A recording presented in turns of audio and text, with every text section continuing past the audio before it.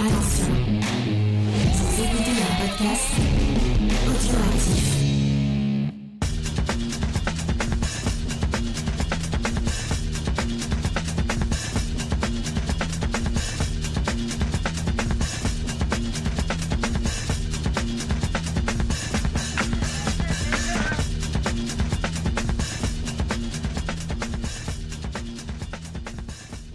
Bonjour à tous et bienvenue dans le podcast des Réfracteurs, un podcast qui se retrouve une fois de plus sous les couleurs des Oscars. Vous le savez, pendant ce mois de mars jusqu'à la cérémonie, nous passons en revue tous les films qui sont nommés. Et quand je dis tous les films, c'est presque absolument tous les films, puisque que ce soit à l'écrit ou à l'oral, nous vous avons proposé un panel complet de ce qui fera cette cérémonie des Oscars qu'on espère prestigieuse. Et aujourd'hui, on se penche en compagnie de Grey Pigeon sur Power of the Dog, qui se fera partie bien sûr des favoris pour la statuette suprême. Comment vas-tu, Grey ?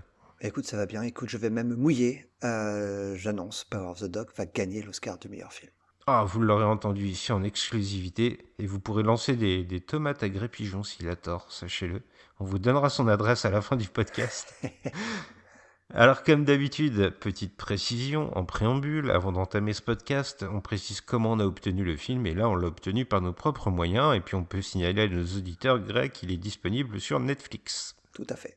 Alors avant de se plonger dans ce qui fait le film, je vous rappelle à tous qu'en parlant des Oscars, il y aura un podcast spécial sur notre site qui sera consacré à la cérémonie. On vous a incité à venir voter, à venir nous faire part de vos petits préférés pour qu'on puisse élire les Oscars du public nous aussi. Et on passera donc chaque catégorie en revue. Il y aura normalement Oracle avec nous et j'espère qu'on va bien s'amuser à cette occasion. Et il ne me reste plus qu'à faire l'exercice houleux, l'exercice périlleux du résumé. Et là, pour Power of the Dog, c'est pas facile, Grey. Ouais, c'est pas l'histoire la plus simple à résumer. Je te souhaite bien du courage. Eh bien, écoute, je dirais qu'on est en 1925 dans le Michigan et qu'on va être plongé dans l'exploitation fermière de deux cow-boys, de deux frères. Donc ces deux frères, ce sont Phil et George Burbank qui tiennent ensemble un ranch, mais qui sont assez opposés. George est quelqu'un qui est un peu plus tourné vers la vie citadine, on sent qu'il a une aspiration vers la modernité, tandis que Phil, qui sera vraiment le personnage central du film, est lui un cow-boy plus traditionnel. Il ne se lave pas, il est vraiment dans une tradition des terres sauvages américaines et dans une vie véritablement de fermier, on peut le dire. Leur relation, elle est assez fusionnelle, mais elle va connaître un tour bien particulier lorsque George va tomber amoureux de Rose. Alors Rose, c'est une veuve qui vit seule avec son fils et qui tient un établissement, un restaurant en fait. Et donc George va tomber amoureux de cette dame, sauf que Phil va très mal le vivre et son monde affectif va complètement s'effondrer autour de lui à tel point qu'il va rentrer dans une espèce de rapport presque sadique avec Rose et qui va affirmer son emprise, tout du moins psychologique sur elle et la faire souffrir. Ce qui évidemment ne va pas plaire du tout au fils de Rose, Peter, qui viendra se mêler à cette histoire. Voilà pour mon résumé. Excellent, vraiment, j'aurais pas mieux fait. D'ailleurs, c'est pour ça que c'est toi qui fais le résumé. On va pas se le cacher. Alors ce film, The Power of the Dog, on va vous faire un peu de contexte, on va vous planter les personnes qui sont à l'origine du projet, à son élaboration, et il y a avant tout une femme, une cinéaste, une réalisatrice, celle qui signe le film, Grey, c'est Jane Campion. Ah ouais, alors Jane Campion, elle est plus toute jeune, hein, elle a bientôt 68 ans, elle est née en 1954 et elle est néo-zélandaise, elle est née à Wellington. Alors Jane Campion, elle a grandi dans le monde du théâtre néo-zélandais avec sa grande sœur et son petit frère parce que leurs parents, ils ont fondé une troupe de théâtre, les New Zealand Players. Alors la maman était actrice et le papa était le directeur du théâtre. Alors on pourrait se dire que le destin de la future cinéaste Jane est tout tracé. Eh ben non, parce que Jane elle a tout d'abord choisi une voie très différente en obtenant l'équivalent d'une licence en anthropologie à l'université de Wellington. Et c'est que plus tard qu'elle s'est inscrite à la Chelsea Art School de Londres pour voyager à travers l'Europe et étudier notamment la peinture. Elle va obtenir son diplôme en 1981 à l'université de Sydney. Et c'est ces études qui vont façonner son regard de futur cinéaste et sa manière de filmer. Encore aujourd'hui, elle considère que ses influences principales, c'est la peintre Frida Kahlo et le sculpteur Joseph Beuys. Je ne sais pas comment on prononce son nom, excusez-moi. J'espère que la famille de Joseph me pardonnera. Après ses études, Campion, elle se dirige vers le cinéma et elle s'inscrit à l'Australian Film Television et Radio School où elle réalise de nombreux courts-métrages. Et ces courts-métrages, ils vont vite faire sensation. Son tout premier court-métrage qu'elle a fait en 82, il remporte la palme du meilleur court à Cannes en 1986. Son premier long, lui, c'est Sweetie, qui est sorti en 1989. Il est sélectionné directement au Festival de Cannes, mais elle va repartir bredouille. C'est l'année où Sexe, mensonge et vidéo, notamment, a fait sensation au festival cette année-là. Alors son film suivant, c'est un téléfilm, s'appelle An Angel at My Table, et qui était basé sur la vie de Janet Frame, qui était une auteure néo-zélandaise. C'est le seul film de Jane Campion que je n'ai pas vu, je ne sais pas si toi tu l'as vu. Ah non. C'est avec son troisième film que Jane va rencontrer un succès international. Elle a 39 ans, et on est en 1993, et c'est pour moi son chef-d'œuvre. C'est de la leçon de piano, avec Holly Hunter, Harvey Keitel, Sam Neill et la toute jeune Anna Paquin. C'est un film qu'elle a écrit et réalisé, hein, comme presque tous les films qu'elle a fait, soit dit en passant. Elle écrit beaucoup. Elle remporte avec ce film la Palme d'Or à Cannes, l'Oscar du meilleur scénario, et elle est également nommée dans la catégorie du meilleur réalisateur. C'était seulement la deuxième fois de l'histoire qu'une femme était nommée dans cette catégorie. D'ailleurs, à l'occasion de The Power of the Dog, elle est nommée, et c'est la première fois qu'une femme est nommée 2 fois dans cette catégorie. Ah ouais. Et le film avait été nommé aussi pour la meilleure image, ce qui n'est pas non plus rien quand on sait l'importance avec laquelle Jane Campion travaille ses plans.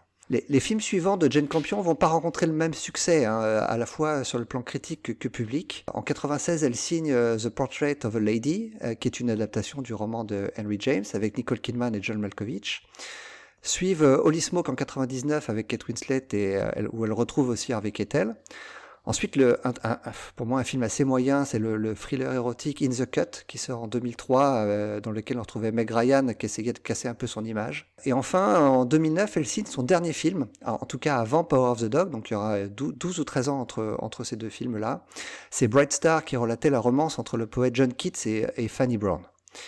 Alors, elle fera plus de cinéma, mais elle va pas rester inactive. Elle va travailler pour la télévision néo-zélandaise. Elle va signer 2 saisons de la superbe série Top of the Lake.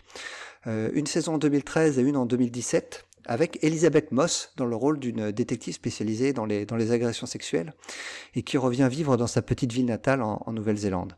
C'est important de citer Elizabeth Moss à ce moment-là parce qu'on va y revenir, mais c'est elle qui aurait dû interpréter le rôle tenu par Kirsten Dunst dans Power of the Dog. Donc elle revient, donc Jane Campion en 2021, donc avec Power of the Dog, vraiment un très grand film, et c'est le film qui nous réunit aujourd'hui. Oui, il y a un film pour lequel elle va s'appuyer donc dans le rôle principal, le rôle de Phil que je vous ai détaillé tout à l'heure, sur l'acteur Benedict Cumberbatch. Moi aussi je m'excuse, il a un nom assez particulier, donc ma prononciation n'est peut-être pas celle qu'il préfère, mais bon, ce sera celle de notre podcast. Moi je voulais revenir sur lui aussi parce que en faisant mes petites recherches pour notre podcast, je me suis rendu compte que c'était véritablement un acteur qui avait 2 facettes. Une facette que je qualifierais de grand public, on pourrait même parler de cinéma pop culture, et une autre facette qui est plus tournée vers du cinéma d'auteur, quoi qu'on pense de l'expression, comme peut l'être par exemple le cinéma de Jane Campion. Alors quand même, pour vous replacer un peu son cursus, Benedict Cumberbatch, il est né en 1976 et il suit un cursus d'art dramatique somme toute assez ordinaire. Il consacrera notamment sa thèse de fin d'études au cinéaste Stanley Kubrick, pour qui il a beaucoup d'admiration. Pas grand-chose à signaler, si ce n'est peut-être que sa famille ne voit pas forcément d'un très bon œil sa future carrière d'acteur. Mais franchement, ça, Greg, je crois qu'à chaque fois qu'on se réunit pour un podcast, j'ai l'impression que c'est comme ça qu'on plante le décor des futurs artistes. C'est une fois sur 2. Hein. T'as les fils d'acteurs, justement, qui, eux, sont un peu les enfants de la balle et qui suivent cette carrière-là. Puis t'as ceux, justement, qui n'ont rien à voir avec ça et dont à chaque fois la famille essaie de mettre des bâtons dans les roues. Donc c'est le cas de Benedict Cumberbatch. Exactement. Il y a quand même quelque chose qui va marquer ses études et que j'ai trouvé assez intéressant, c'est le fait que au milieu de son cursus universitaire, il va prendre une année sabbatique pour aller enseigner l'anglais au Tibet, et donc il va se rapprocher pas mal de la culture bouddhiste. Alors il ne se qualifie pas lui-même comme un bouddhiste, mais il dit qu'il en partage une partie de la philosophie. Et c'est assez intéressant de voir que notamment la méditation est quelque chose qu'il pratique énormément, et ça va être important pour The Power of the Dog, parce que c'est vraiment un rôle rôle qui lui a demandé une concentration toute particulière. Sur le tournage, on dit que Benedict Cumberbatch était tellement dans son rôle, par exemple, qu'il refusait qu'on l'appelle Benedict, son prénom, mais qu'il voulait à tout prix qu'on l'appelle Phil, et il est même allé plus loin que ça. Il a passé plusieurs jours sans se laver, comme son personnage. Bon, bah, ça peut sembler un peu dégoûtant, mais c'est comme ça. Il s'est aussi mis à fumer énormément, à tel point que sur le tournage, il a fait des intoxications de nicotine. Donc c'est véritablement le rôle poussé à l'extrême. Ah, c'est très méthode, hein. Oui, c'est très méthode, et je me suis demandé si ces fameuses séances de méditation ne l'aidaient pas à véritablement plonger dans son personnage. Ça va aller à tel point que Jane Campion va même dire aux participants, toute l'équipe technique du tournage, en présentant Benedict Cumberbatch, que cette personne est Phil, vous allez travailler avec Phil, Benedict, lui, est quelqu'un de très gentil, mais vous ne le verrez pas avant la fin du tournage. Donc tu vois que c'est véritablement un rôle fusionnel pour lui. Mais quand je vous parlais de carrière à deux visages, ça commence dès le début en fait pour Benedict Cumberbatch qui lui fait ses premiers pas à la télé. Il va être nommé 2 fois au BAFTA, la première fois pour son interprétation de Stephen Hawking dans un téléfilm de 2004. Alors figure-toi que j'ai une petite anecdote à ce propos. Il considère que c'est le plus grand rôle qu'il a joué de sa carrière. Et il a un peu mauvaise en fait alors j'ai oublié le titre du film qui avait valu un Oscar à son interprète, et il a mauvaise, Cumberbatch, parce que lui il considère qu'il a fait une meilleure interprétation de Stephen Hawking, mais sauf qu'en 2004 personne savait qui c'était. Et c'est vrai, puis bon, les deux œuvres n'ont pas eu la même médiatisation. Maintenant, si tu me demandais de choisir, je pense que je choisirais volontiers plus Benedict Cumberbatch que Eddie Redmayne. Ouais. Mais bon, ça c'est une question de goût personnel. Et la deuxième nomination au BAFTA qu'il va avoir, c'est pour un autre téléfilm, c'est pour Small Island, qui est un peu plus anecdotique, mais qui reste sympathique. Mais la vraie explosion pour Benedict Cumberbatch, ça va venir en 2010 avec la série Sherlock, où il reprend dans une version modernisée les traits du célèbre enquêteur britannique. Et à partir de là, c'est vraiment le moment où sa carrière décolle et où cette dualité dans ses choix de carrière va se faire le plus présent. D'un côté, Cumberbatch, il est capable de jouer pour de véritables réalisateurs confirmés, pour des auteurs, on pourrait dire. Alors, c'est pas son meilleur film, mais il est dans Cheval de guerre de Steven Spielberg. Il est aussi dans le 12 Years a Slave de Steve McQueen, donc des films qui ont une certaine ambition artistique poussée, dira-t-on. Souvent des films qui sont d'ailleurs dans le circuit des Oscars, puisque c'est ce qui nous réunit aujourd'hui. Mais c'est aussi quelqu'un qui est capable, par exemple, de jouer dans Star Trek Into Darkness, ou dans le Hobbit où il prête sa voix au dragon Smaug. Donc vraiment là un côté plutôt pop culture. T'as un peu l'impression qu'il fait un peu ce que faisait Sean Connery à l'époque, un pour les studios et un pour moi, en quelque sorte, hein. Oui. Mais il profite de sa notoriété pour probablement faire financer des films qui ne se feraient pas s'il n'y avait pas des acteurs de son envergure. Donc c'est peut-être un bon système au final. Oui, c'est vraiment l'impression que j'ai eue en épluchant sa filmographie aussi. Et puis, il y a 2 années qui vont symboliser parfaitement cette dualité, comme je vous l'expose. Il y a l'année 2014, où là, il va jouer donc Alan Turing, le mathématicien, dans The Imitation Game, et où Benedict Cumberbatch sera nommé pour la première fois aux Oscars. Et seulement 2 ans plus tard, en 2016, il interprète Doctor Strange. Donc là, c'est le côté beaucoup plus cinéma popcorn. Et c'est un grand écart qui s'éprouve encore aujourd'hui, puisque Benedict Cumberbatch, donc, il est à l'affiche de Power of the Dog qui nous réunit aujourd'hui, comme tu l'as dit, mais il s'apprête aussi à être à nouveau Doctor Strange dans le film de Sam Raimi. C'est un acteur aussi qui n'hésite pas à prendre des seconds rôles, vraiment où il apparaît très peu à l'écran. Je me souviens de son apparition dans le 1917 de Sam Mendes, où on le voit peut-être 3 minutes à l'écran. Pour un acteur de son acabit, maintenant, c'est assez rare. C'est vrai, on a l'impression qu'il fait des choix réfléchis, il fait des choses qui l'amusent d'un côté et des choses qui le poussent dans ses derniers retranchements de l'autre, et t'as raison, il n'hésite pas à se mettre en danger. Et puis, puisqu'on balaye le casting, je te propose de nous arrêter également sur Jesse Plemons et Kirsten Dunst, qui interprètent donc respectivement George et Rose, et ils ont une particularité bien particulière, je pense que tu la connais. Ah oui, bah c'est un couple à l'écran, mais aussi à la ville. Alors c'est déjà arrivé par le passé, hein, des couples très célèbres qui sont comme ça, mais effectivement. Alors ce qui est assez étonnant, c'est que l'un et l'autre n'étaient pas les premiers choix de Jane Campion pour le film. Et au final, c'est Kirsten Dunst qui a été castée en première et Jesse Plemons a suivi. Effectivement, oui, les choix initiaux se portaient davantage sur Paul Dano et Elisabeth Moss, qui avaient donc déjà travaillé avec Jane Campion, comme tu nous le disais. Et comme tu le dis, effectivement, Jesse Plemons et Kirsten Dunst, ils sont mariés, ils ont même 2 enfants. Mais je ne sais pas si tu es au courant, c'est pas la première fois qu'ils jouent un mari et une femme à l'écran, puisqu'ils l'ont déjà fait pour la série Fargo. Alors c'est intéressant aussi de noter pour le choix de Kirsten Dunst une anecdote assez sympathique, c'est le fait que Jane Campion a véritablement voulu travailler avec Kirsten Dunst depuis de très nombreuses années, puisqu'en 2001 elle lui a écrit une lettre pour essayer de l'embaucher pour un de ses films, et c'est une lettre que Kirsten Dunst a gardée précieusement jusqu'à aujourd'hui, donc pendant 21 ans tout de même. Autant dire que c'était une réunion qui était faite pour s'accomplir, et elle est accomplie à l'occasion de The Power of the Dog. Ce qui est assez amusant à signaler, c'est que Jane Campion, c'est une cinéaste qui a pris pour habitude de mettre en avant des femmes. Tous ses films ont des premiers rôles féminins, sauf Power of the Dog, où le personnage de Kirsten Dunst est un second rôle.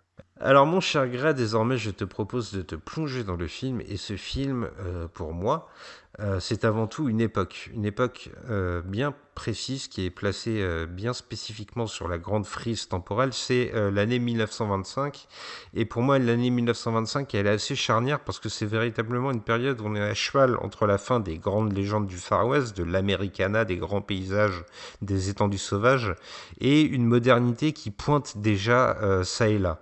Et pour moi, ça, c'est véritablement un des moteurs du film, et c'est quelque chose que Jane Campion cherche à nous communiquer dès le début. Pour cela, je m'appuierai sur une des premières scènes. C'est la scène où Phil, en compagnie de George, mène des bêtes dans les plaines sauvages. Et là, j'ai véritablement pensé au Red River de John Ford, où les 2 personnages qui tenaient les rôles titres menaient aussi les bêtes comme ça. On a vraiment des plans d'une grandeur spectaculaire qui mettent en scène toute la sauvagerie des États-Unis. Et en dehors tout de même de cette imagerie, on peut constater que ces 2 frères, qui sont un peu opposés, sont déjà en contradiction. Phil, qui est donc ce cow-boy un peu bourru, un peu inscrit dans les traditions, dira-t-on, il propose de camper, et immédiatement George va se détacher. J'ai eu l'impression, et c'est aussi dans les costumes que ça se ressent, qu'on avait 2 frères, Phil tourné vers le passé et George tourné vers le futur. Il voulait déjà s'accrocher au progrès qui commence à naître aux États-Unis à ce moment-là. D'ailleurs, cette image du progrès, elle va s'inviter véritablement régulièrement tout au long du film. On sent que Jane Campion, elle a la volonté de le montrer, mais ce serait un petit peu comme une maladie qui commence à contaminer un corps sain, ou en tout cas, c'est vraiment les prémices de ce que sera la modernité. C'est par exemple cette route qui va lézarder la montagne et qui va la strier. C'est la voiture qui revient régulièrement dans la mise en scène de Jane Campion et qui sert à faire avancer l'histoire. C'est aussi la ligne de chemin de fer que va emprunter le gouverneur lorsqu'il vient dîner chez Phil et George. Alors c'est une scène assez importante. Le gouverneur vient dîner pour faire la rencontre de Rose, la nouvelle femme de George. Et ce qui m'intéresse à ce moment-là, c'est que ce gouverneur arrive par train, alors que Phil, lui, qui est aussi convié au dîner, ne vient pas du tout parce qu'on lui a fait le reproche d'être justement un peu trop sale, d'être trop ancré dans ses traditions et de ne pas prendre soin de lui et de sa personne. Et on lui a fait comprendre que le fait qu'il vienne était souhaité, mais qu'il ferait mieux de se laver avant. Et ben là, on a véritablement l'opposition entre des personnages qui arrivent par la voie moderne et un autre qui reste en marge parce qu'il est ancré dans une forme de passé, dans une Amérique qui est en train de s'évanouir. J'ai eu l'impression en fait que Phil ne voulait pas se mêler au progrès. Alors une des choses qui devrait ancrer encore plus le film dans le passé, c'est l'image des ascendances paternelles ou maternelles qui devrait poindre dans le film. Après tout, on parle d'une histoire de famille en ce qui concerne Rose, puisqu'elle a un fils. Mais on se rend compte en fait au fil du long métrage que Jane Campion donne une image très fuyante de ce qui devrait être les pères, entre guillemets, de nos personnages. Pour Peter, donc, le fils de Rose, on évoque un homme, mais toujours de manière très cachée. Finalement, on en sait très très peu sur ce géniteur. Et ça, c'est véritablement une volonté de Jane Campion, parce que je crois que dans le livre original, c'était pas le cas, Gray. Ouais, dans le livre, alors je ne l'ai pas lu, hein, donc je n'ai lu que des bouts de ce roman, mais apparemment, donc le personnage du père, enfin, du mari de Rose, du premier mari de Rose, a trouvé la mort dans des conditions un petit peu particulières, tant et si bien que, alors, on va spoiler un petit peu ce qui se passe par la suite dans le film. Mais donc le personnage du fils serait peut-être responsable de la mort du père. Voilà, il y a une volonté dans le roman d'être plus exhaustif, mais Jane Campion, elle choisit plutôt de substituer cet élément. Et c'est aussi quelque chose qu'on retrouve dans le rapport au père et même à la mère, quelque part, de George et Phil, parce que ils ont perpétuellement appelé leur mère Old Lady, La vieille et non dame. pas Mom ou Mommy. Voilà, c'est ça, la vieille dame, comme tu le dis. Plus étonnamment encore, ils ne vont quasiment jamais faire référence à son homologue masculin, donc à leur père. Pourtant, ce personnage sera présent à l'écran pendant la scène du dîner qu'on a exposée, qu'on a commencé à exposer, mais jamais il ne sera nommé vraiment explicitement. Lui aussi, il semble en marge de l'histoire qui se déroule, et pourtant, cette histoire, c'est véritablement une histoire de famille, et ça commence avec l'histoire de ses deux frères. Ah, tout à fait. Alors déjà, il faut préciser qu'il y a une figure paternelle dans le film. C'est celle du personnage absent, mais dont il est fait référence à de nombreuses reprises. C'est celle de Bronco Henry, qui est la figure paternelle de Phil, en tout cas. Hein. C'est le modèle qu'il a pris lorsqu'il a voulu apprendre son métier de cow-boy. Il a abandonné ses études pour devenir un cow-boy. Il a été pris sous la coupe de ce Bronco Henry, dont il ne cesse de relater les exploits à tout le monde, sans arrêt. On reviendra sur lui. Alors, mais Phil et George, donc les deux frères, tu l'as dit au début dans ton introduction, ils ont une relation très fusionnelle, mais il y a un vrai rapport amour-haine entre les deux. Hein. Il y a un rapport très clair de domination. Phil domine clairement George, se moque de lui à cause de son physique. Effectivement, George a un petit peu d'embonpoint, donc Phil s'amuse à l'appeler sans arrêt Fatso, donc le petit gros en quelque sorte. Mais George, par contre, lui, on sent qu'il veut s'émanciper et qu'il a une espèce de domination sur Phil. En tout cas, il a une volonté de s'échapper de ce schéma complètement toxique. Il ne veut plus écouter Phil, il ne veut plus que ce dernier le martyrise, il le laisse faire, mais cela ne l'atteint plus. Il ne le prend plus au sérieux. En fait, sa rencontre avec Rose va changer complètement la manière dont il accepte sa relation avec Phil. Alors, il continue à vivre avec lui, la maison leur appartient à tous les deux, donc ils vivent ensemble, mais il va faire sa vie de son côté, tant et si bien que quand il épouse Rose, il n'invite pas Phil à son mariage, il le met au courant après le fait accompli, et c'est ça qui va provoquer toute la rage de Phil envers George et surtout envers Rose. Phil va se venger de George en exerçant une espèce de domination maintenant sur Rose. Il ne peut plus l'exercer sur George, donc il se venge sur sa femme. Absolument, et puis au moment où George avoue à Phil qu'il s'est marié et qu'il ne l'a pas invité, il y a un enchaînement qui est assez spécifique de la part de Jane Campion, c'est que immédiatement elle va proposer une scène très très courte mais très très violente où Phil va maltraiter un cheval, comme si son schéma émotionnel, comme on l'a dit, s'était complètement écroulé. On le sent en contrôle pendant toute la première partie du film, et c'est à partir du moment que Rose s'invite dans cette maison que Phil perd complètement perd complètement le fil de son existence. Et il est perdu, et le seul moyen qu'il a de se rattacher à ce qu'il est, c'est-à-dire cet homme viril, cet homme dur, c'est de devenir violent et de devenir martyrisant. Oui, parce qu'avant cela, il y avait une espèce d'union avec son frère, comme on l'a dit. Il y avait même une certaine promiscuité. Ils partagent la même maison. Dans la scène d'ouverture, suivant celle où ils ont conduit les bêtes jusqu'à bon port, ils partagent même la même chambre d'hôtel, le même lit. Donc il y a une vraie promiscuité entre eux. Et puis on sent bien que Phil est dans une espèce d'idéalisation de ce lien. Alors George s'en est détaché déjà au début du film. On sent qu'il a mis une espèce de distance, mais Phil va par exemple comparer les deux frères à Rémus et Romulus, donc les deux loups qui sont à l'origine de la création de Rome, comme deux frères qui seraient ancrés dans une sorte de légende, mais qui en fait n'a plus du tout cours.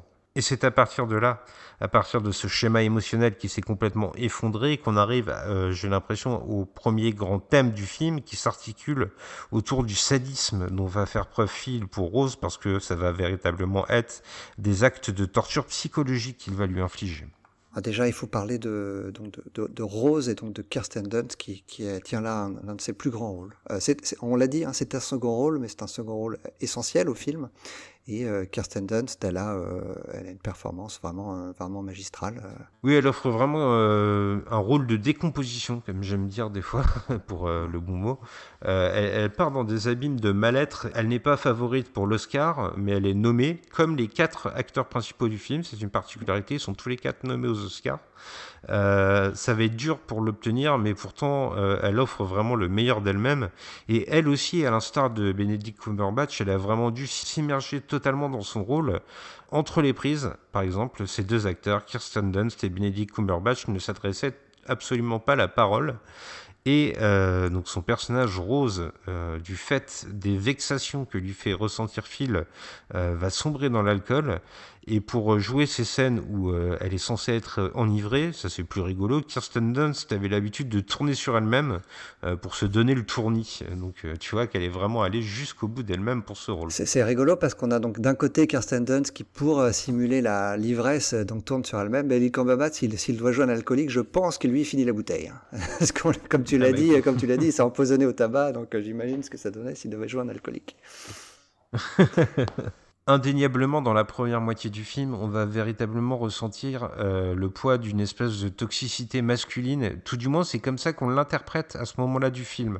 Les raisons vont se révéler un peu plus tard, mais pendant la première partie, on a vraiment l'impression que Phil est là pour maintenir une espèce de condition de mâle alpha qui exercerait sa force sur une femme qu'il veut réduire à la condition de larve. Là où Jane Campion est assez intelligente, c'est que pendant la phase d'installation de son récit, on a l'impression que ça n'est que la résultante du fait que Phil est un cow-boy à l'ancienne et qu'il a probablement une mentalité obtuse, alors qu'en fait on va vite comprendre qu'il y a des fêlures plus profondes. Faut préciser aussi que Phil se comporte en mâle alpha avec Rose d'une manière très sadique, très difficile, mais il se comporte aussi de la même manière avec ses employés. Hein. Il est très directif et c'est le genre de chef qui s'assoit en bout de table et qui, lorsqu'il ouvre la bouche, tous les autres convives doivent la fermer. Hein. Il est pas facile, il est facile avec personne en fait, ce type. Et alors là, Grèce, c'est peut-être le moment de faire une aparté sur ce qui est, d'après moi, la logique visuelle de Jane Campion pour son film et son langage de mise en scène. Il y a véritablement une opposition dans son film entre les scènes d'intérieur et les scènes d'extérieur. Les scènes d'extérieur, elles sont vraiment ancrées dans un esprit de plein air, une grandeur. C'est le cinéma de l'Americana. C'est par exemple cette immense montagne qui se dresse face au ranch. On a vraiment un sentiment de liberté. Le film respire. Il y a beaucoup de mouvements latéraux, que ce soit la caméra qui balaye un axe horizontal ou bien des personnages qui traversent l'écran. Dans ces instants, on a vraiment l'impression que le film assume une certaine grandeur. Et ça n'est sûrement pas anodin d'ailleurs si dans une très belle scène George et Rose sont en extérieur pour entamer une espèce de danse et George ose ouvrir ses sentiments à Rose et lui dire à quel point c'est agréable de ne pas être seul, pour traduire ça un peu trivialement. Moi j'ai eu l'impression que quand le film tournait à l'extérieur, il essayait de retranscrire une espèce de liberté. Et ben moi je vais parler des scènes d'intérieur au contraire, parce que je vais insister sur un autre point de la mise en scène de Jane Campion, c'est qu'elle filme des scènes comme des scènes de films d'horreur, mais avec un point de vue inversé. Dans un film d'horreur classique, on suit la victime qui cherche sa menace pour s'en échapper. Et le spectateur, il prend forcément fait et cause pour sa victime et espère en tout cas, elle espère avec la victime qu'elle va s'en sortir. Dans Power of the Dog, Jane Campion choisit tout l'inverse, et elle privilégie de filmer le bourreau qui cherche sa victime du coin de l'œil pour la tourmenter constamment. Dunst ne peut pas s'échapper, car c'est le bourreau qui a la main, et le spectateur le ressent de cette manière. Dunst, en quelque sorte, c'est une mouche qui est prise au piège dans la toile de l'araignée Cumberbatch. Et pour souligner ça, on peut aussi parler de la musique. Tu as parlé de la scène de danse qui est très belle, qui est en extérieur, qui donne des élans de liberté. Toutes les scènes d'intérieur sont aussi des tonalités proches du film d'horreur. La scène du banjo notamment, où on a Kirsten Dunst qui essaye de jouer un thème au piano, elle n'y arrive pas, et Dominic Cumberbatch l'humilie en répétant les notes qu'elle n'arrive pas à jouer, mais de son côté au banjo. C'est une scène qui m'a fait penser à Délivrance. Je ne sais pas si tu vois la scène dont je parle. C'est un peu facile comme référence. Évidemment, on voit un banjo, on pense à Délivrance. Mais c'est une scène dans laquelle le redneck qui joue du banjo humilie de la même manière le citadin qui essayait de jouer un thème à la guitare. Alors comme tu le dis, quand Jane Campion fait des scènes d'intérieur, là on est véritablement à l'opposé, donc on étouffe, on est dans un cadre très serré, parfois très fixe. C'est le carcan social. Moi, j'ai eu l'impression que la réalisatrice voulait symboliser à travers ça l'ordre des choses qui serait immuable et le fait que Phil est là justement pour veiller en chef de meute sur cet ordre bien établi. Et pour faire régner cet ordre, il va donc humilier Rose. Mais ce qui est intéressant, en fait, c'est aussi la manière dont Jane Campion fait le lien entre l'intérieur et l'extérieur. Et là, il y a véritablement tout un jeu de surcadrage qui est associé à son œuvre. Donc, je rappelle, le surcadrage, c'est quand le cadre de l'image renferme un autre cadre. Par exemple, l'encablure d'une porte ou d'une fenêtre. Et là, je crois que tu as trouvé une référence visuelle bien particulière, mais assez saisissante lorsque tu me l'as montré. C'est une scène essentielle dans Power of the Dog, dans laquelle l'amitié entre les personnages de Phil et de Pete prend naissance grâce à la confection d'une corde ou au traitement de peau. Jane Campion les filme dans la grange, on voit au loin les grands décors du Michigan, en l'occurrence ceux de la Nouvelle-Zélande, puisque le film est tourné en Nouvelle-Zélande. Et c'est un plan qui rappelle énormément un des plans les plus célèbres de l'histoire du cinéma, celui de La prisonnière du désert, dans lequel on voit John Wayne dans l'encadre d'une porte avec les grands espaces derrière lui. Jane Campion a vraiment fait preuve de mimétisme dans ces plans-là. Si ma mémoire ne me joue pas des tours, je mettrai les 2 photos dans le billet du podcast parce que c'est effectivement la ressemblance que tu as trouvée est vraiment saisissante et ce serait intéressant de la proposer à nos auditeurs. Je ferai de mon mieux, c'est promis. Et pour aller un tout petit peu plus loin dans cette opposition entre les grands espaces, donc là où on respire, là où il y a la liberté, et les scènes d'intérieur où là on est véritablement enfermé, on est cloisonné, on est véritablement comme des claustrophobes, on peut le dire. Je mettrai en avant donc 2 scènes. Il y a une scène où Rose quitte le logis, elle quitte l'intérieur et elle propose à Pete, son fils, d'aller faire une partie de tennis. Mais Phil est sur la propriété, il veille, il surveille à travers les fenêtres de la maison, et au bout d'un moment, Rose va se sentir mal. Alors en fait, on comprend à ce moment-là du récit qu'elle a sombré dans l'alcoolisme et que c'est le manque d'alcool qui la rend malade. Toujours est-il que elle, qui voulait aspirer à plus de liberté, à aller prendre l'air, est rappelée à l'intérieur par Phil qui la surveille et qui exerce sur elle une domination véritablement presque vicieuse. La seconde scène que je voulais mettre en avant, justement pour montrer cette mainmise qu'a Phil sur Rose et le fait que cette mainmise s'évanouit au fil du temps, c'est une scène qui intervient plus tard. La Phil n'est plus sur la propriété et Rose va pouvoir sortir. Elle va offrir des pots à des Indiens, contrairement à ce que lui avait ordonné le tyrannique beau-frère qui est le sien. Et à ce moment-là, Rose ne va pas se sentir malade parce qu'en fait, Phil n'est pas sur la propriété, donc on a l'impression qu'à ce moment-là, elle peut sortir, elle peut être elle-même, elle peut aller respirer dehors, elle peut goûter à la liberté. Alors, Gré ensemble, je voulais qu'on s'arrête aussi sur un artifice bien particulier qu'utilise Jane Campion pour nous montrer la pression que Phil exerce sur Rose, c'est la musique et la place que la musique va prendre comme artifice premier de la torture. Tu nous l'as dit, Phil il joue du banjo et il va l'utiliser pour humilier Rose lorsqu'elle n'arrive pas, elle, à jouer un morceau au piano. Alors déjà, je voulais évoquer le fait que faire intervenir un piano pour un film de Jane Campion qui a été rendu célèbre par la leçon de piano, ça n'est forcément pas anodin, n'est-ce pas ? Moi, ce que je me demande, en fait, c'est si la musique, ça n'est pas un peu la fêlure de Phil, sa part d'émotion artistique, entre guillemets. Et pour cela, il y a plusieurs scènes qui m'ont interpellé. Il y en a une qui intervient tout au début, où en fait, Phil est avec ses hommes en train de déguster un repas dans le restaurant de Rose, justement. Et Phil va rentrer en rage folle contre un groupe d'autres personnes venues manger dans le restaurant. Et il va rentrer dans une rage folle face à un personnage bien particulier qui est en train de faire semblant de jouer du piano mécanique. À ce moment-là du film, au début, Phil a besoin d'arrêter ce personnage qui en fait ne joue pas de la musique mais fait semblant de le faire. Et je me suis demandé si c'était pas un petit message pour creuser un peu la complexité de Phil par rapport à la musique justement. Ce piano mécanique, on pourrait d'ailleurs accrocher le fait que c'est aussi un autre symbole du progrès qu'on étalait plus tôt. Là où ça m'a interpellé, ça n'est pas à la première vision, c'est en fait à la deuxième vision, parce que je savais que plus tard, Rose allait elle aussi être assise devant un piano et qu'elle allait devoir jouer. Et là où j'ai trouvé une nuance, c'est que Phil cherchait à arrêter par tous les moyens le piano mécanique jusqu'à rentrer dans une rage folle, alors que Rose, il ne va pas l'arrêter. Il va l'humilier, il va le souligner avec son banjo le fait qu'elle n'est pas capable de jouer de la musique, mais que lui y arrive, mais il ne va pas l'arrêter. Il est juste là pour lui dire: moi, je peux jouer cet air, je suis en maîtrise, toi, tu échoues, tu es une moins que rien. En fait, on a l'impression que ce qui devrait faire la sensibilité de Phil, son ouverture à la musique, là aussi, il le retourne, et Jane Campion le retourne pour en faire un artifice de torture. Et ultime digression autour de la musique, après j'arrête de vous barber, c'est promis, mais il y a le fait que Phil utilise, à partir du moment où Rose a échoué à accomplir son morceau de piano, il va utiliser le sifflement de ce petit air tout simple pour véritablement asseoir sa domination. Et c'est véritablement des instants qui résonnent comme des coups de fouet. Il y a dans The Power of the Dog le fait qu'on peut maltraiter quelqu'un simplement avec un sifflement. C'est fait de façon virtueusement vicieuse, on pourrait dire, en quelque sorte. Et c'est quelque chose qui va revenir à des moments clés, à des moments par exemple où Kirsten Dunst s'adonne à l'alcool, ou à des moments où elle échoue particulièrement à accomplir la tâche qui est la sienne. Phil est tout en domination sur Rose. Voilà pour la parenthèse sur la musique.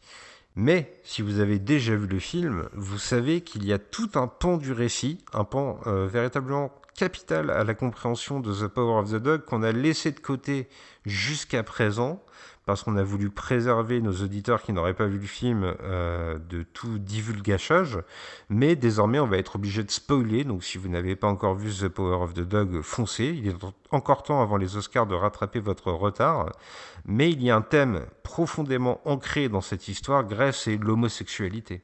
Alors, avant de parler de la relation homosexuelle, comme on l'a dit, elle n'est pas évidente dès le départ, dès le début du film, bien au contraire. Il faut expliquer comment Jane Campion en arrive là et comment elle s'y prend. Et il est intéressant de pointer du doigt que Jane Campion, on l'a dit, on a cité déjà des grands films, elle joue avec les stéréotypes du western. Et aussi dans la relation qu'il existe entre Phil et Pete. Tu l'as cité, un Red River de Howard Hawks, c'est un hommage évident. Alors dans le film de Hawks, John Wayne prend sous son aile le jeune Montgomery Clift qui a tout à apprendre. C'est le même schéma qu'on retrouve dans Power of the Dog. Cumberbatch joue un personnage que Wayne aurait pu interpréter.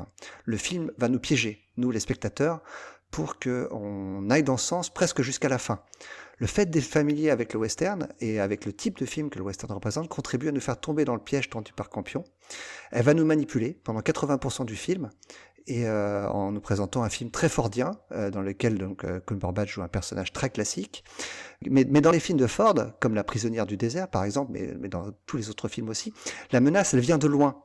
C'est soit l'Indien, soit l'étranger qui arrive en ville, et c'est le groupe qui est initial qu'on nous a présenté qui doit faire face à cette menace. Dans Power of the Dog, c'est le contraire. Il n'y a pas de menace étrangère, c'est la cellule familiale qui est toxique. Et Campion va utiliser tous les codes du western classique pour nous faire vivre un drame familial qui est digne en fait de Qui a peur de Virginia Woolf. Donc il est temps de révéler le poteau rose. Phil est donc un personnage homosexuel à l'homosexualité refoulée et qui ressent des sentiments pour le fils de Rose, Pete. Absolument, et j'ai trouvé Jane Campion très juste dans le sens où elle ne porte, heureusement, aucun jugement sur l'homosexualité, mais elle se contente de dénoncer des comportements qui contraignent l'épanouissement des personnes qui sont homosexuelles. On a tous en tête des histoires de personnes qui sont homosexuelles et dont les parents n'ont pas accepté leur sexualité et qui sont contraints à une existence refoulée, comme on l'a dit. Et s'il devait y avoir un message à The Power of the Dog, c'est un message de combat contre la fermeture d'esprit, un appel à plus d'inclusion peut-être, ou en tout cas à être plus aimant envers son prochain et à l'accepter pour ses différences. On a l'impression qu'elle nous montre une image d'un patriarcat qui étouffe et qui condamne au malheur affectif, et ça c'est quelque chose qui accourt toujours. Pour moi, Power of the Dog, c'est un film qui dénonce et qui fédère en même temps.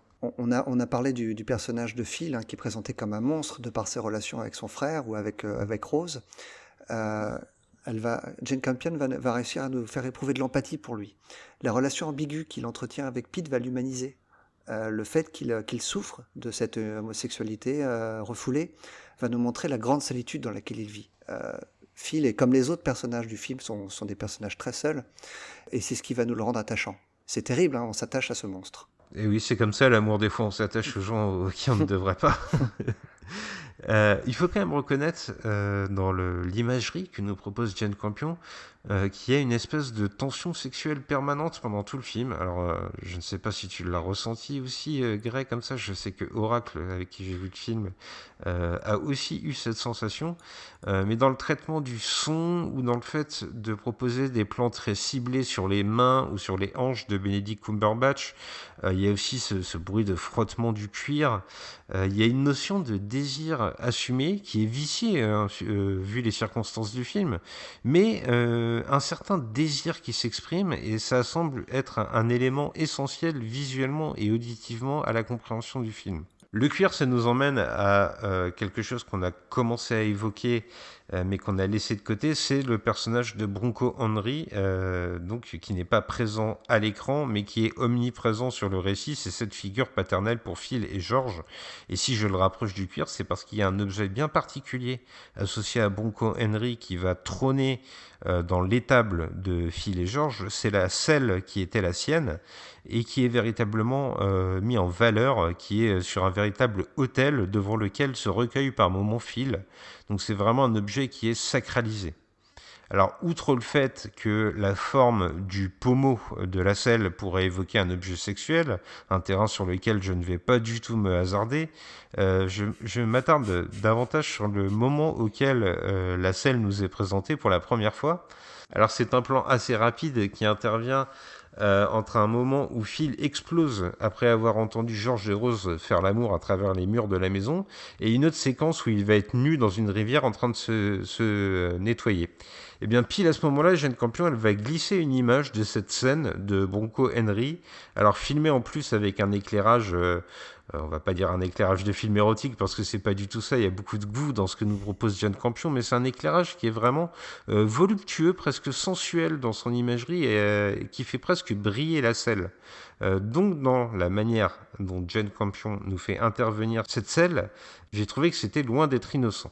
Et à partir de là, on comprend que Bronco Henry c'est la figure tutélaire qu'il va être irrémédiablement lié à l'homosexualité. C'est aussi à partir de là qu'on va comprendre que Bronco Henry était homosexuel lui aussi. Et donc ça va être confirmé l'homosexualité de Phil en même temps finalement que celle de Bronco Henry dans une scène bien particulière que j'ai envie d'analyser, entre guillemets, hein, c'est un grand mot bien sûr. Mais en fait dans cette scène où Jane Campion va lever le voile, va dévoiler le poteau rose, donc l'homosexualité, la scène se compose véritablement de deux moments distincts. Le premier, il est presque onirique. C'est Phil qui est allongé dans l'herbe et qui se caresse avec un bout de tissu. Et là, Jane Campion nous propose des visuels évanescents.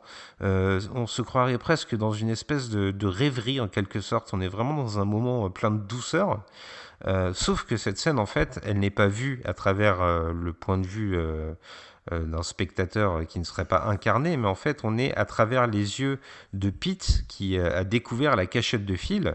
Et le deuxième moment de cette séquence, justement, c'est Pete qui va tomber sur des magazines de personnages masculins qui sont nus en photo, et on voit un nom sur ces magazines, le nom de Bronco Henry. Donc c'est là qu'on confirme effectivement que Bronco Henry comme Phil sont tous les deux homosexuels. Et là, Phil va rentrer dans une rage folle, il a perdu la face à Pete, et désormais Pete a un statut bien particulier. La vision que Phil va avoir de Pete va changer complètement à ce moment-là, et celle du spectateur également. Dès le départ du film, il est montré comme un adolescent, en tout cas très efféminé, et qui n'est pas dans ce monde. Clairement, il aurait bien plus sa place aux côtés de George, dans un milieu citadin, mais il doit vivre à la ferme, avec Phil, avec ce monstre de Phil, qui lui est très, très bourru, très, très proche de la nature, et avec sa mère Rose qui est en train de perdre pied. Mais en même temps, on va découvrir que Pete, c'est un personnage il étudie la médecine, il est très méticuleux, il collectionne les fleurs, il aime les beaux objets, mais il est aussi un petit peu calculateur, hein, quand on le voit apprendre son métier de futur médecin, il va pratiquer des dissections de manière très méticuleuse et professionnelle. C'est un personnage qui est assez déroutant au début, on ne sait pas trop comment l'appréhender. Il paraît d'un côté très fragile, très à la merci de Phil. Et au fur et à mesure du film, il va comprendre que c'est Pete qui prend le dessus sur lui et qui va, pour le bien de sa mère, s'affirmer. La note d'intention du film est donnée dès la première phrase, et c'est au revisionnage du film que j'ai pris conscience de l'importance de la voix off qu'on a au tout début du film. Le personnage de Pete, la première phrase qu'il va dire: quel type d'homme suis-je si je n'aide pas ma mère? Quand on sait ce qui se passe par la suite à la manière dont le personnage de Phil détruit Rose, on comprend effectivement que tout ce qui va venir par la suite dans le comportement de Pete va être calculé pour protéger et pour faire en sorte que sa mère s'en sorte. Oui, c'est une relation essentielle au film, en fait, le rapport de force qui est établi entre Phil et Pete et qui est mouvant tout au long du film, comme tu le dis. C'est véritablement ce qui va servir d'axe à toute la partie qu'on pourrait qualifier de conclusion du long métrage. Mais c'est intéressant de voir que c'est des racines qui interviennent très tôt dans le film. On peut se demander si le conflit entre Pete et Phil ne naît pas dès les premières scènes. On peut même en être sûr, à vrai dire. C'est une scène où Phil va humilier Pete. Il va l'humilier en tournant en ridicule des fleurs en papier qu'a confectionné Pete dans le restaurant qu'il tient avec sa mère Rose, et où il va aussi se moquer de sa façon de tenir son torchon, qui est un peu à l'image d'un serveur d'un grand restaurant. Moi, je me suis demandé, en voyant ces images et en voyant ce rapport de force initial où Phil est en dominateur, en mâle alpha, comme on l'a présenté plus tôt, s'il n'y avait pas une façon pour Jane Campion de dénoncer ces personnes qui créent le refoulement.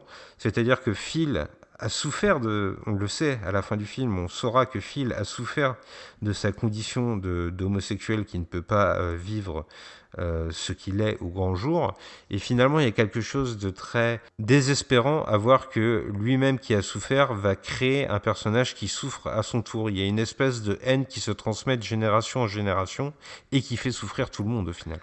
Jane Campion joue avec les codes pour nous manipuler, nous, le spectateur. Comme tu l'as dit, le personnage de Phil est un mâle alpha. Il est très dur avec Pete, et on pressent dès le départ du film que la vie de Pete va devenir un enfer. Et en fait, c'est tout le contraire qui se passe à la fin du film, où c'est Pete qui s'en sort vainqueur. Et Jane Campion a tout fait pour nous cacher ce rapport de force qui va s'inverser au fur et à mesure du film. Même quand la réalité nous saute aux yeux, la grande victoire de Pete sur Phil, on a encore du mal à y croire. On a tellement été bercé par cette supériorité supposée de Phil qu'on a du mal à croire qu'il puisse tomber pour un être qui paraît aussi faible que Pete. On peut quand même se demander si Phil ne se reconnaît pas chez Pete.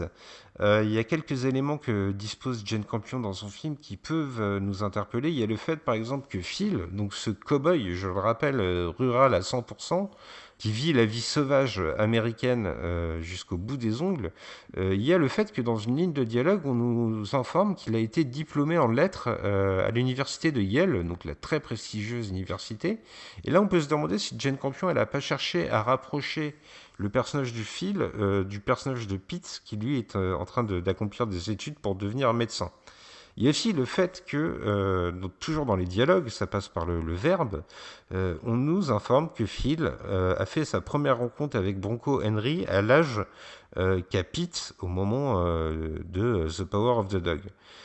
On a l'impression que Phil se reconnaît dans Pete, mais que Pete ne se reconnaît pas dans lui, et que finalement la seule chose qui les unit, c'est le fait que tous les deux voient l'ombre d'un chien sur la montagne, et c'est quelque chose qui les unit, et c'est ce qui donne son titre au film. Donc. Ce qui va faire tomber Phil, c'est son arrogance, le fait qu'il se soit reconnu dans Pete et qu'il reconnaisse la relation qu'il a eue avec Bronco va le faire tomber, puisqu'il va être persuadé que Pete va avoir la même relation avec lui qu'il a pu avoir avec Bronco, et c'est là qu'il se trompe.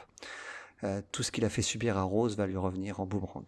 Et bien voilà, c'était notre petit podcast consacré à The Power of the Dog. Et comme tu le sais, Gré, avant de se quitter, on a une tradition, on donne une note au film. Alors, avant de vous dévoiler notre note, on va quand même préciser que The Power of the Dog est multi-nommé aux Oscars. 12 nominations. 12 nominations exactement. On vous rappelle qu'il y a très bientôt un podcast spécial sur notre site consacré aux Oscars et que, sans vouloir vous spoiler, vous l'aurez compris tout au cours de notre programme, c'est un film qu'on a beaucoup aimé. Quelle est ta note, Grey, pour The Power of the Dog de Jane Campion ? Bah écoute, comme tu le sais, la note de 10 sur 10 est réservée à Barry Lyndon de Stanley Kubrick. Stanley Kubrick, donc une des grandes passions de Benedict Cumberbatch. Donc je vais donner la note de 9 sur 10 à Power of the Dog, qui pour moi est le film de ce début d'année 2022, tout simplement. Eh bien, je vais te rejoindre et je vais préciser aussi que c'est un film qui peut se revoir de manière tout à fait agréable. Alors agréable, je ne sais pas si le mot est le mieux choisi, parce que ça reste tout de même une histoire assez dure, mais à la deuxième vision, on y voit véritablement des choses qui auraient pu nous échapper à la première. Alors évidemment, on sait où on va, mais c'est un film qui se redécouvre avec plaisir. Et moi aussi, il fait partie de mes favoris de ce début d'année. Alors je crois qu'il est sorti fin d'année dernière tout de même, mais il fait partie de mes favoris pour cette saison des Awards. Et je vais lui décerner moi aussi la note de 9 sur 10. Et à partir de là, Greg, qu'est-ce qu'il nous reste à faire à nos auditeurs? Des bisous. Et on fait des bisous comment aujourd'hui? En sifflant, vicieusement. Bisous sifflotis alors. Salut tout le monde. Allez, salut, à bientôt.